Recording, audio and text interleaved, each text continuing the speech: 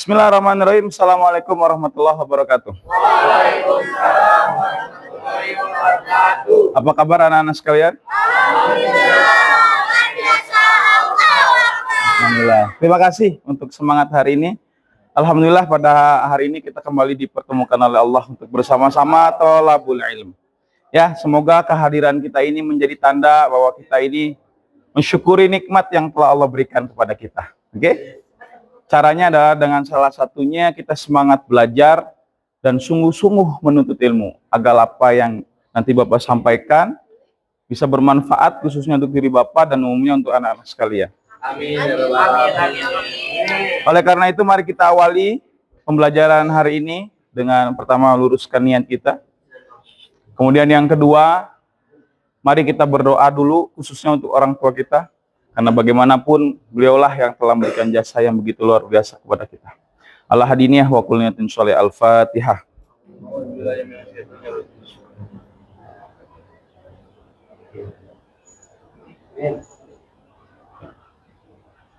Berikutnya kita doa sebelum belajar. Raditu billahi rabba wa bil islami dina wa bi muhammadin nabiyya wa rasulah. Rabbi zidni ilman warzuqni fahman. Birahmatika ya arhamar rahimin. Baik, bismillahirrahmanirrahim. Anak-anak sekalian, minggu lalu Bapak telah ngasih tugas tentang apa? Yang diskusi itu? Ya. Iman, Islam,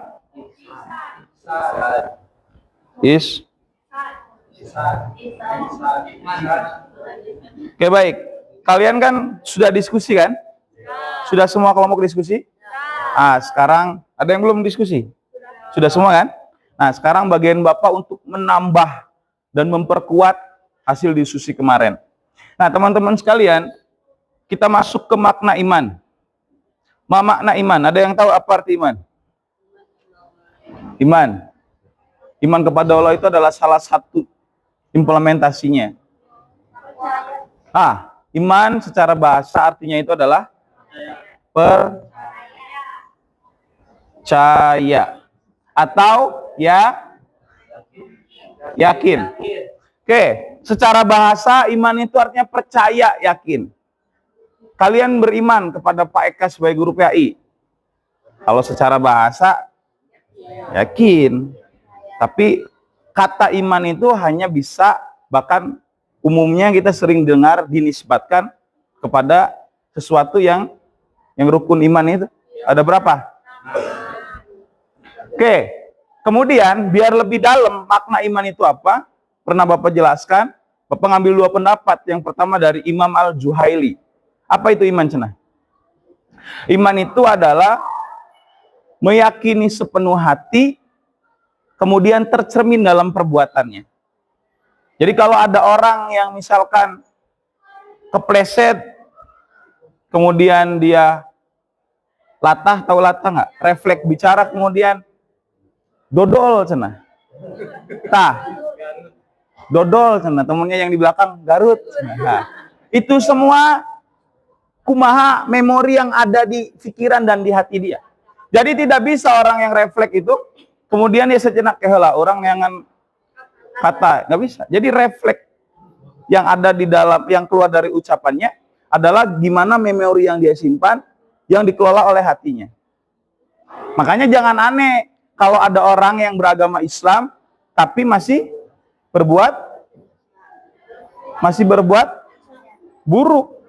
Ya karena tadi itu adalah cerminan dirinya. Itu kata Imam Al-Juhaili. Kemudian yang pendapat yang kedua dari Imam Asy-Syafi'i.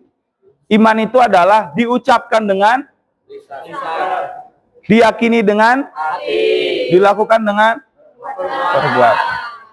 Jadi Imam Asy-Syafi'i lebih lengkap. Jadi harus semuanya masuk. Berucap. Ditanya, kamu iman nggak ke Allah? Iya. Jadi ucapannya harus iya. Kemudian perbuatannya juga harus mencerminkan. Sholat, zakat, tidak melanggar aturan-aturan Allah. Kemudian yang ketiga, hatinya pun nggak ada keraguan. Jadi misalkan diuji sama Allah teh. Sholat, ucapannya iya iman kepada Allah. Tapi pas diuji sama Allah, di hatinya ya, kalau kita terjemahkan dalam bahasanya. Naon mana cenah Allah teh, orang gak sholat ya, orang gak maksiat, tapi mana solusinya? Sudah ada keraguan itu, maka ada yang cacat tuh imannya. Maka 3 komponen itu harus terpenuhi. Kemudian Islam itu apa? Iya, betul. Ya, Islam adalah agama. Bapak salah nanya. Arti Islam itu apa? Ya. Secara bahasa Islam itu Salamah. Salamah tuh ibunya Bapak. Ya. Dia nama ibu Bapak namanya Salamah. Ya. Salamah itu artinya selamat. Dari memaknakan juga Islam itu patuh. Jadi kalau orang pengen selamat, dia harus contoh ya, kamu pengen selamat di SMA 7. Syaratnya apa? Rambut, pakaian. Kalau kamu pengen gak selamat, coba aja. Berangkat sekolah, rambut disebit. Set. Alis sebit ya. Kayak zebra. Set.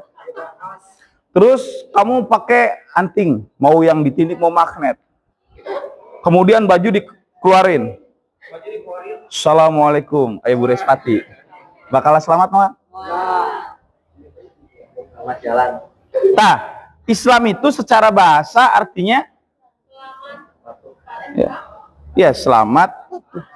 Jadi orang yang beragama Islam itu sebenarnya bukan untuk Allah butuh kita, tapi sebenarnya kitalah butuh Allah, perantaranya Islam untuk menjadi orang yang selamat, bukan hanya di dunia, tapi juga nanti di akhirat. Nah, salah satu kunci selamatnya ya kudu patuh. Kata Allah disuruh sholatnya sholat. Kata Allah disuruh puasa, puasa. Iman di adanan duhur, hese nu datang, malah main bola. Di tidak Jumatan datang Jumatan, ngobrol diskusi. Siga nu rapat DPR wae. Ya. Nah, dengerin sini, itu secara maknanya. Ini biasanya digambarkan karena patuh, berarti lahirnya apa? Karena patuh, turunlah aturan dan perintah kan?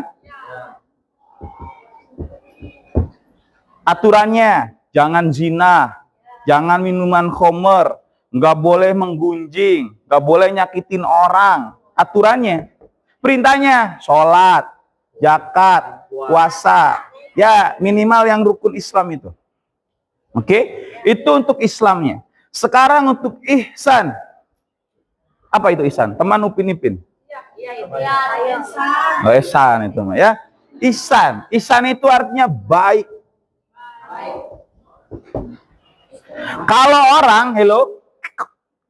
Kalau orang sudah melakukan ini, dia selamat, biasanya akan lahir. Masya Allah. Oke, sekarang Bapak minta penghapuskan Bapak tulis. Sampai di sini paham? Ada yang mau ditanyakan dulu nggak terkait iman, Islam, dan ihsan? Itu ada yang mau tanyain? Nah, sekarang Bapak mau kasih analoginya. Udah, Pan?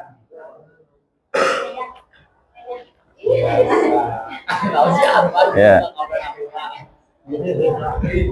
Ini murid Pak Eka yang luar biasa ini.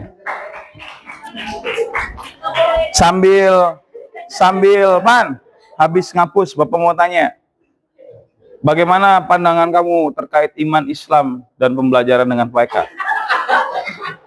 Jadi pandangan aku lebih tercerahkan Pak ya, karena ketiga hal ini tuh nggak boleh saling lepas gitu. Dan ada urutannya dengan kita percaya iman, kita itu berarti kan yakin atau percaya dengan segala sesuatu ciptaan Allah atau Allahnya. Lalu ke Islamnya, kita itu melakukan segala perbuatan yang Allah perintahkan.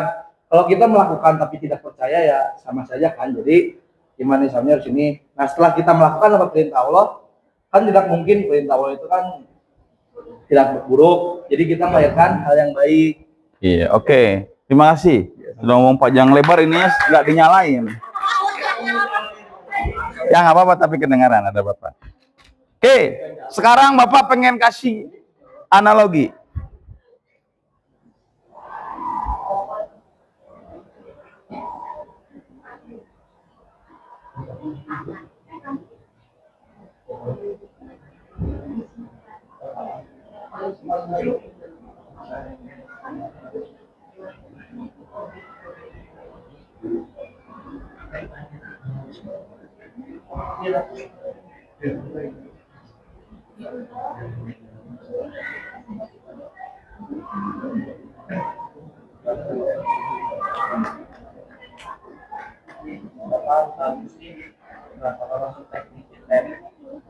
Hmm?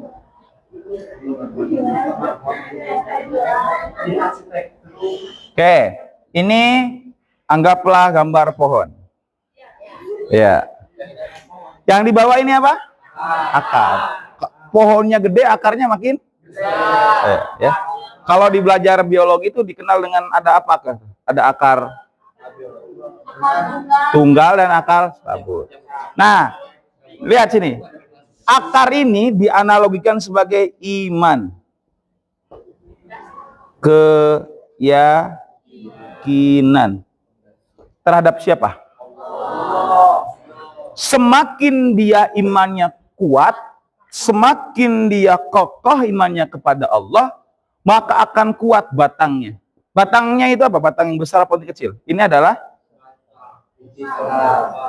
Islam itu disebut juga dengan syariat.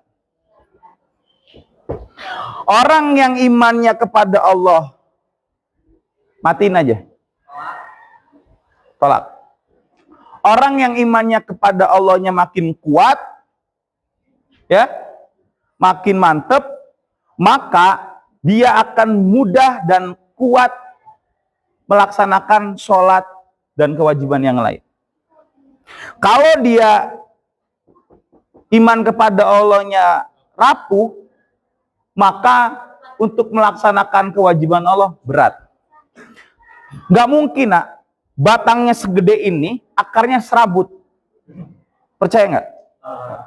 Nggak mungkin ada seorang siswa yang mampu melaksanakan sholat 5 waktu berjamaah, tapi dia keyakinan terhadap Tuhannya, kepada Allah, tidak sekuat sebagaimana dia meyakini pacarnya misalnya. Sok, kamu ingat pacar, nggak ada orangnya pun kamu pasti, aduh lagi apa ya, terbayang-bayang. Ya. Kenapa? Karena ada rasa kan? Nah, kita terhadap Tuhan itu hanya sekedar formalitas doang. Islam. Jadi rasa terhadap kesininya itu nggak ada. Maka jangan heran kalau ada anak-anak kita, teman-teman kita, pas Jumatan, kita sholat, ngobrol. Iya. Dan karena hubungan dengan Tuhannya pun, dengan Allahnya nggak baik. Lagi khotib ngomong, ngobrol deh, sampai doa, amin, cina, amin. Hei, emang Allahnya tuli, mau amin atau amin. Bayangkan, tanpa kamu mengucap amin pun Allah dengar isi hatimu. Giliran sholat Allahu Akbar. Biasanya kalau ada anak yang nahan ketawa itu pura-pura batuk. Padahal itu terseri. Nah, makanya teman-teman sekalian, kalau kita pengen tahu kenapa ada anak yang sulit sholat, ada yang sholat tapi begitu berat datang ke masjid, ada yang sudah datang tapi kayaknya masih herei, berarti dia di sininya sudah ada masalah. Di akarnya udah masalah. Pasti ke atasnya pun masalah. Sebaliknya kalau ada orang yang dia sangat kenal Tuhannya dengan kuat, dia akan mudah di sini. Pak, kenal Tuhan itu bagaimana? Nih, gini anak-anak. Bapak punya kisah nyata. Dulu bukan bulan lalu ya. Pokoknya di tahun awal bulan Februari, Bapak ngikutin kegiatan LKLB tingkat nasional di Bandung, di Jazz Hotel yang di Sukajadi. Kemudian hari pertama kita teori. Jadi kita membahas semua lintas agama. Jadi bahkan pada saat acara itu, yang mimpin doa sebelum acara dimulai itu bukan orang Islam. Orang Buddha, Bapak baru banget itu dengar orang Buddha mimpin doa. Kemudian Bapak satu kamarnya dengan orang Buddha. Jadi yang memimpin doa itu ternyata sekamar dengan Bapak. Hari keduanya kita keliling ke tempat ibadah yang lain. Ke gereja, ke vihara. Nah, pada saat yang menurut Bapak sangat menarik sekali, pada saat ke vihara. Jadi teman-teman sekalian, di vihara itu, apa ya, kurang mah ustadznya gitu ya, kalau di Islam ustadznya itu adalah dosen ITB. Beliau perempuan, beliau cerdas sekali. Bahkan ya, ketika masuk itu, tempatnya bersih. Kan kita duduknya di bawah kan. Ketika Bapak pegang lantai itu, tidak ada debu. Saking bersihnya. Kemudian banyaklah bincang-bincang, masuklah ke sesi pertanyaan. Bapak nanya begini, ada 2 pertanyaan dari Bapak. Ibu, saya izin bertanya dan mohon maaf kalau pertanyaan saya ini agak kumaha gitu ya. Karena ibunya udah bilang di awal, enggak, Bapak mau nanya apapun bebas, nah kita siap menjawab. Ya sudah kan ya. Saya bilang, Ibu, pertanyaan yang pertama, mohon maaf sebelumnya, saya itu sering melihat patung Buddha itu berbeda-beda. Ada yang duduk, ada yang berdiri, ada yang tiduran. Jadi sebenarnya yang mana yang benar, Bu? Saya bilang. Itu yang kedua. Pertanyaan yang pertama. Ya, pertanyaan yang kedua. Bu, maaf saya bilang. Saya ini pecinta film Sun Gokong. Kerasakti. Halangan, rintangan gitu kan. Ayah patkai di dia. Ya.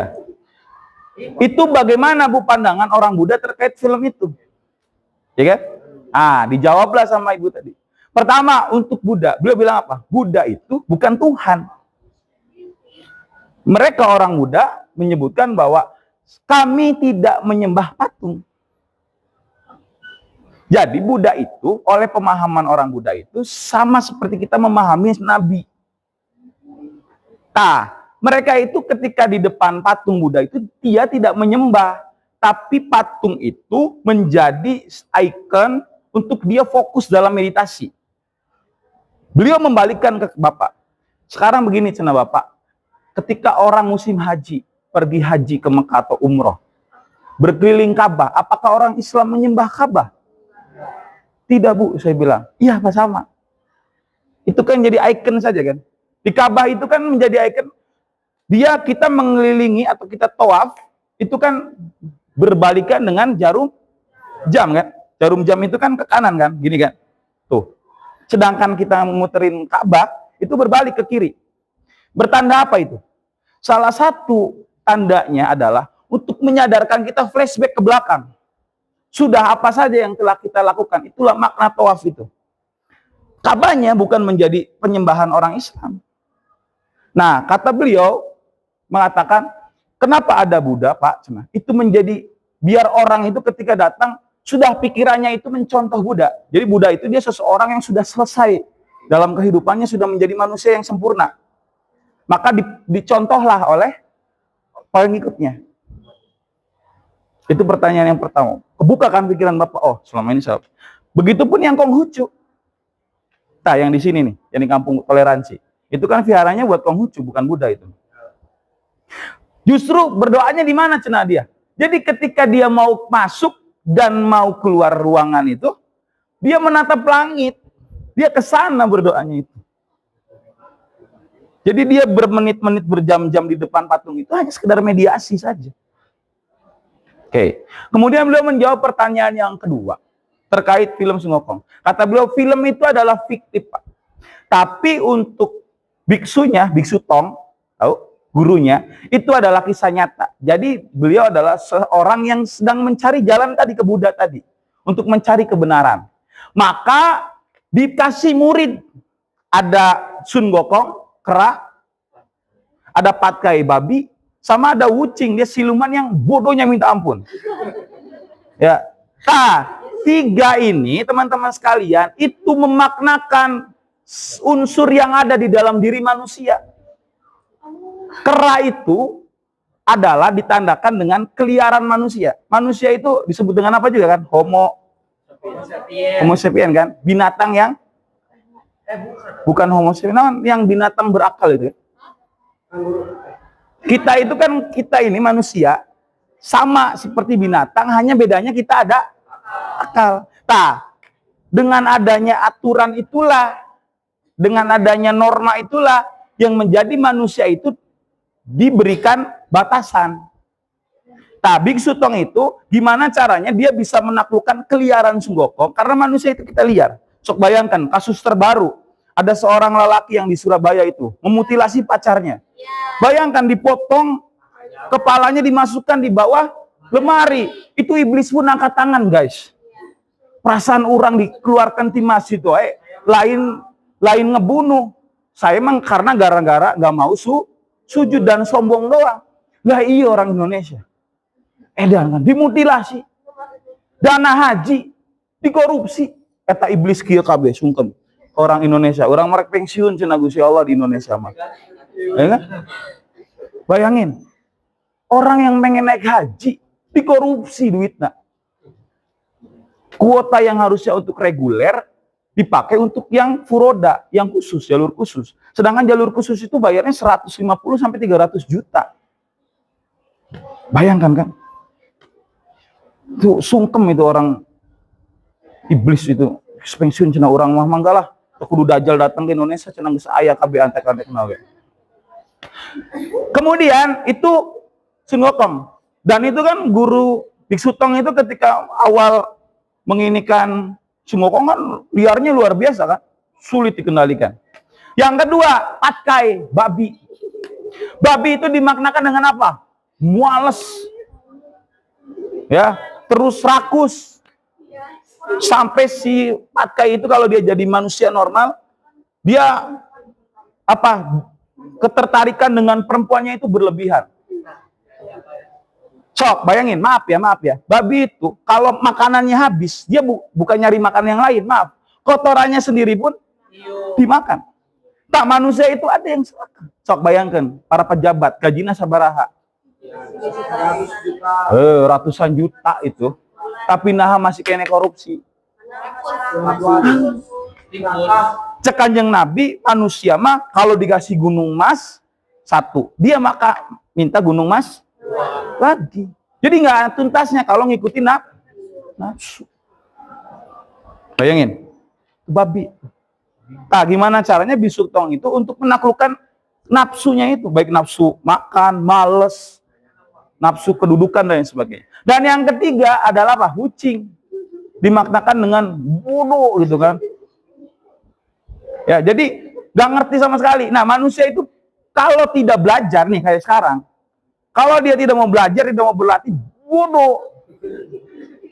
Bukan berarti Pak, berarti Allah menciptakan manusia bodoh. Tidak. Begini anak-anak. Manusia itu diciptakan sudah luar biasa. Bahkan di dalam kandungan kita itu sudah berdialog dengan Tuhan, dengan Allah kan di dalam surat Ar-Rod itu. Kata Allah ditanya, "Siapa Tuhanmu?" Kita itu jawab, "Engkau ya Allah." Hanya pada saat kita lahir, memori kita dinolkan kembali. Maka dalilnya itu kan kullu mauludin yuladu alal fitrah. Setiap bayi yang lahir itu fitrah. Dia sudah mengenal Allah. Makanya kan ada dalil lagi kalau ada anak yang dia meninggal belum balik, mau dia orang Kristen, mau Yahudi, Nasrani, mati pas bayi, masuk surga. Ya karena nggak Islam. Nah, kita lahir di dunia itu dinolkan lagi. Jadi nggak ngerti apa-apa. Nah, tugas kita dari mulai nanti ngerti sampai dengan mati untuk mencari lagi jalan Tuhan. Itu maksudnya. Jadi kita ini sebenarnya nggak bodoh. Bodoh itu disebabkan kalau kitanya nggak mau. Nah, dari pertanyaan itu Jol, pertanyaan Bapak, teman Bapak dari Jakarta bilang gini. Dia memang rada rese, Bapak kira rada kesel guys. Bu, cenah, punten. Jadi sebenarnya Buddha itu nyembah siapa? Dia nanya begitu, akhirnya apa coba? Ibunya rada sensitif ke Bapak ini. Pak, maaf ya Pak, jangankan Bapak yang beragama Islam, cenah. Kami pun orang Buddha, para pengikut Buddha, itu tidak boleh menanyakan Tuhan kita itu kayak gimana. Bagaimana Bapak pengen menanyakan Tuhan Bapak bagaimana, Tuhan kita bagaimana, kalau Bapak sendiri masih mentelantarkan tetangga yang masih lapar. Masih ada orang yang tersakiti. Bagaimana Tuhan itu sangat suci. Tidak bisa dikenali, dilihat oleh orang yang masih kotor. Wah, Bapak tuh langsung kecambukan. Terus kata ibu tadi nyambung ke pertanyaan Bapak. Pak, bagi kami untuk mengenal Tuhan itu tidak harus dicari. Perbaiki 3 komponen tadi yang melekat di dalam diri manusia. Keliaran, nafsu, dan kebodohan. Kalau ini sudah bisa dikendalikan semuanya, maka engkau akan bisa melihat dan merasakan Tuhan. Maka di Islam ada konsep. Engkau akan mengenal Tuhan kalau engkau telah mampu mengenal dirimu sendiri. Masalahnya kita itu nggak kenal diri kita sendiri. Hakikat manusia itu adalah wakil Tuhan, khalifatul ard. Maka sifatnya itu harus minimal sama dengan Asmaul Husna yang 99 itu. Maha pengasih, ya orang kudu kasih. Maha sayang, kudu sayang. Maha pemberi, pemberi. Masalahnya orang sayang kene masih pala pilih, benar tuh. Ya sahabat orang disayang. Ya lain sahabat orang, mana awas gitu kan. Jijik orang gitu kan. Masih begitu. Kemudian kita pengen kenal Tuhan. No, nggak bisa. Dan salahnya lagi kadang kita, di agama kita di Islam, itu ada orang-orang yang berputar-putar, menanyakan Tuhan di mana. So, kalau kajian, Ustadz, Tuhan kita tuh di mana? Cenah aya di langit, aya di ars. Cenah aya dalil itu di mana-mana. Jadi Tuhan kita di mana? Berkutik di situ. Jadi pengen nanya hanya untuk memuaskan apa ini? Logikanya. Tapi dia nggak mau bertanya itu untuk melahirkan tingkah laku yang baik. Tak bapak itu kecamuk banget di situ. Oh bener. Kumaha orang rek kenal Tuhan, da orang yang masih kena loba dosa. Ya kan? Kamu pengen masuk masjid, sedangkan masuk masjid itu ada syarat. Untuk masuk masjid harus berlepas sendal atau alas kaki. Harus punya wudhu, harus suci, harus bersih dari hadas kecil, hadas besar. Kemudian Bapak bilang beli, di Masjid Darul Uloom SMA 7 itu terdapat mutiara yang sangat berharga. Terus kamu pengen lihat mutiara itu di dalam masjid. Sedangkan kamu najis. Pengen masuk masjid, maksudnya kita najis gitu ya. Ya. Kemudian maaf ya, yang perempuannya misalkan halangan dan lain sebagainya. Kemudian kamu pengen beli, gimana ya mutiara di dalamnya? Kira-kira kegambar nggak? Nggak bisa, nggak usah repot-repot mutiara anak kumaha. Yang paling terpenting bersihkan diri kita, sucikan diri kita, ikuti aturan masuk ke masjid, kita akan bisa ngelihat mutiara. Begitupun kita pengen mengenal Tuhan. Kudu jauh-jauh orang Tuhan kumahanya. Tuhan teh cenah, Tuhan akan mendekapmu dengan tangannya. Oh berarti Tuhan punya tangan. Liar gitu mah. Kalau ada orang yang bertanya di kutek-kutek gitu, nges kata mah, mual balik. Paham sampai di sini? Ya. Nah, ketika orang sudah beragama Islam, sudah melakukan syariat, ya dengan sangat baik, maka ya minimal tumbuhnya itu daun. Kalau sudah tumbuhnya daun, kira-kira pohon ini manfaatnya? Ngeluarin oksigen. Bagi orang yang di sekitarnya bisa kena teduh, kena bayangan itu jadi teduh. Betul nggak? Orang yang keyakinan terhadap Tuhannya bagus, kemudian melaksanakan syariat Islamnya dengan baik, maka dia biasanya akan menebarkan manfaat. Minimal ke dirinya sendiri. Jadi orang baik, nggak nyakitin orang, ucapannya nggak nyakitin orang. Ngerti? Kalau ibadahnya makin bagus lagi, tumbuhlah, Bu. Ya, apa aja lah warna buah. Tumbuhlah buah. Kalau tadi ada apa ini? Daun, belum ada buah, mah dia mungkin bermanfaat untuk dirinya sendiri. Jika ada buah, bukan hanya untuk dirinya sendiri, tapi untuk orang lain. Ini yang disebut dengan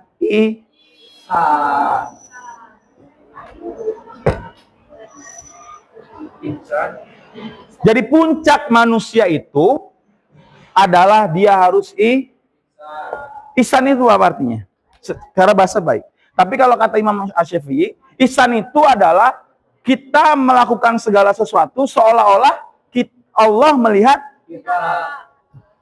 kita melihat Allah, itu yang pertama dulu. Jadi ihsan itu kita melakukan apapun seolah-olah kita itu melihat Tuhan. Contoh begini, kalian berani nggak sekarang ribut di pelajaran Bapak pada saat Bapak ada?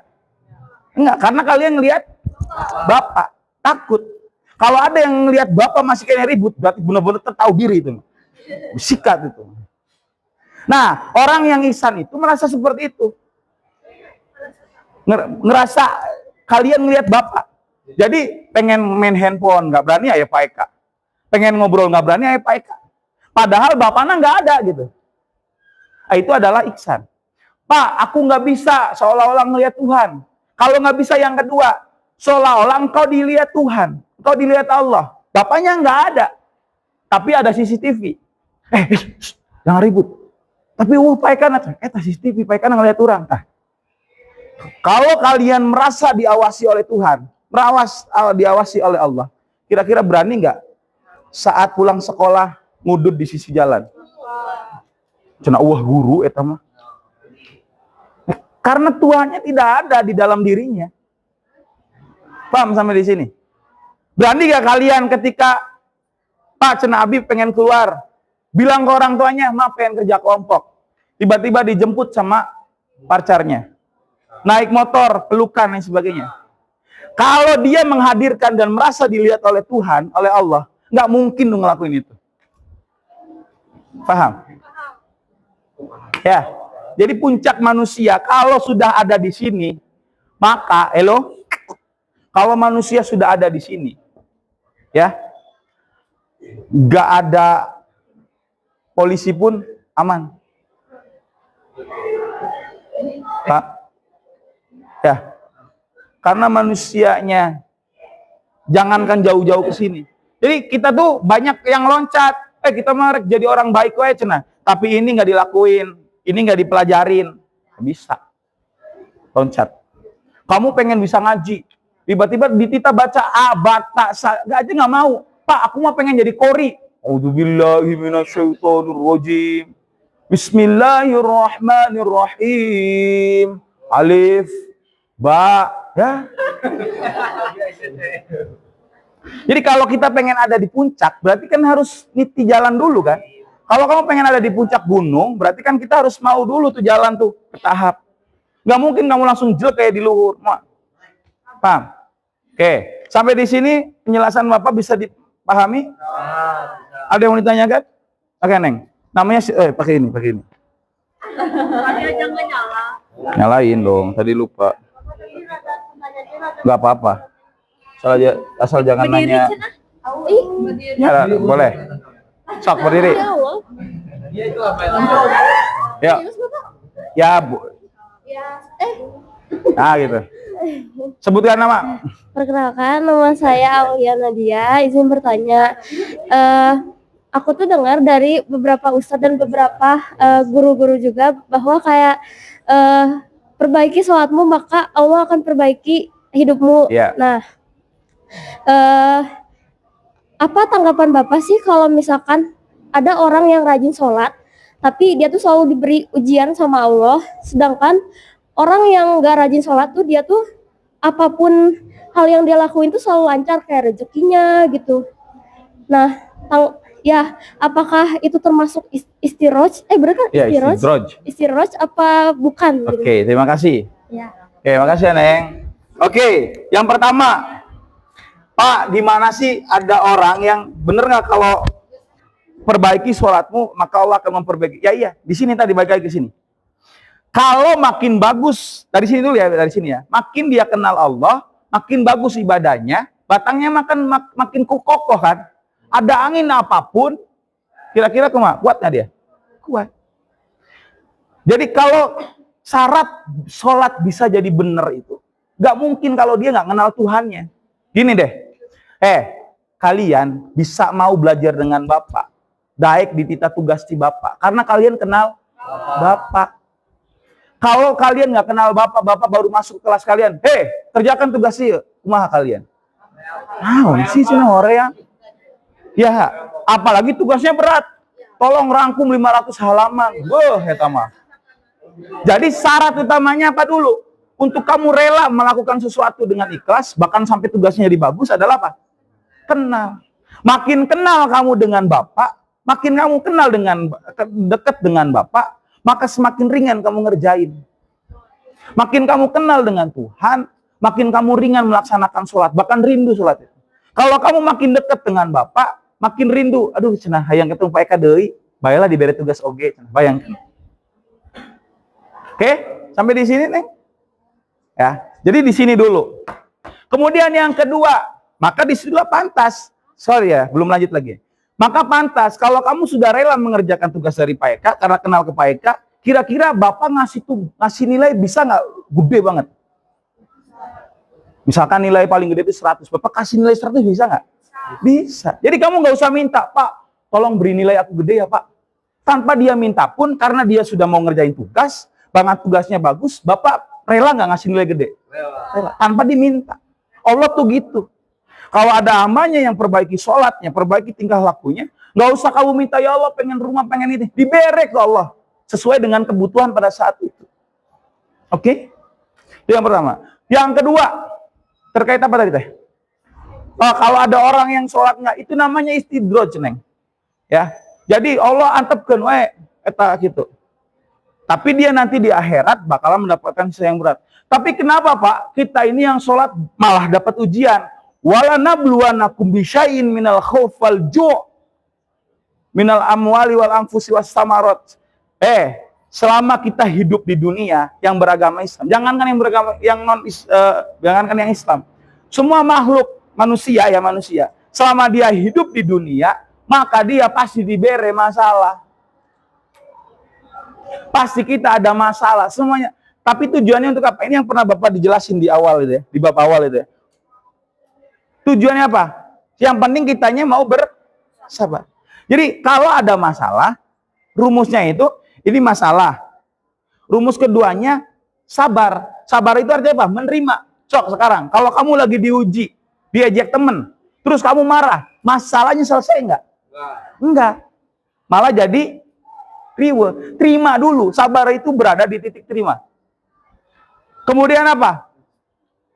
Alladzina idza asabathum musibah qalu inna lillahi wa inna ilaihi rajiun. Setelah kamu bersabar menerima ini, ucapin apa? Inna lillahi wa inna ilaihi rajiun.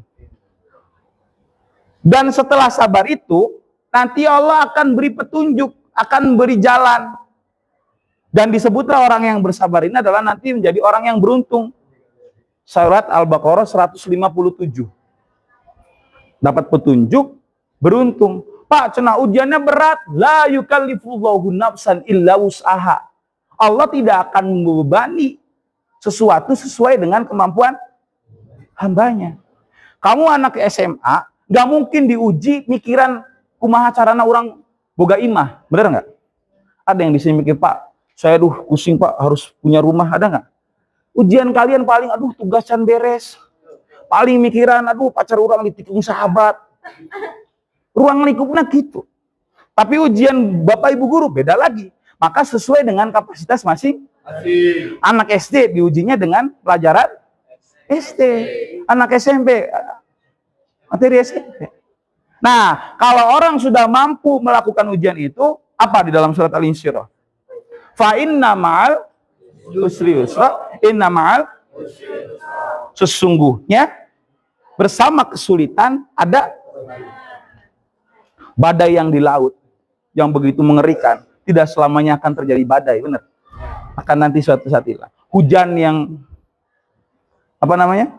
hujan yang deras itu tidak selamanya hujan. Pasti akan ada waktunya dia reda dan menjadi terang seperti ini. Dalam hidup kita pun sama. Tujuannya adalah Allah untuk mengupgrade diri kita, terus naik. Pak, saya nggak mau diuji, pada nggak enak. Ya berarti kamu akan flat hidupnya. Anak SMA nggak mau diuji sama guru. Yang nggak sesuai kelas 10. Pak, yang naik kelas 11, nggak bisa. Berarti kita ujianmu. Kita ngerjakan tugasmu. Masalahnya yang ngerjain tugas dan yang ngelakuin ujian itu berat nggak mereka? Berat itu. Secara waktu dia harus mengorbankan belajar. Secara psikologis dia akan tertekan. Aduh, bisa nggak yang ngerjainnya? Aduh, nilainya kumaha. Tapi ketika kalian sudah ngerjain, nilainya dapat dan lulus, plong nggak? Bahagia nggak?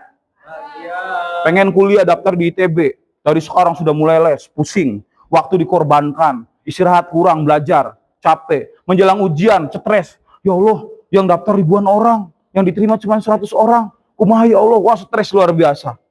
Udah ujian, setelah itu nunggu pengumuman seminggu. Wah, stres. Ya kan? Tiba-tiba dapat pengumuman, kita diterima, apa yang terjadi? Wah, bahagia. Setelah diterima, itu bahagia berapa hari kan? Tapi setelah itu ada ujian lagi, mulai masuk ospek, stres lagi. Aduh, cenah kudu pakai ini, harus begini. Selama seminggu dimarahin ke kelas dan sebagainya. Beres ospek, seneng. Alhamdulillah plong. Ada lagi ujian. Datang dosen killer. Kerjakan tugas ini. Wah, stres doi. Sampai, mama, kayaknya aku pindah aja deh, ma, jangan di ITB. Gimana, Neng? Katanya, mama kan udah bayar, ma. Tapi, ma, aku pusing, gini. Udah semangat, dibantuin sama temennya. Seminggu kemudian selesai. Plong lagi. Begitu hidup itu. Terus wae muter. Jadi kamu nggak bisa hari ini Pak, aku yang bahagia. Kemudian terus bahagia. Wah, hidup di dunia mah nggak begitu konsepnya. Dia tuh naik turun. Kapan berakhirnya? Kalau mati. Nah, mati itu adalah metik buahnya selama kita naik turun di dunia itu. Jadi nanti mati itu menjadi pembalasan ketika kita lagi naik kumaha, ketika lagi turun kumaha, naik kumaha, naik turun. Nah, nanti dikumulatifkan balasannya di akhirat.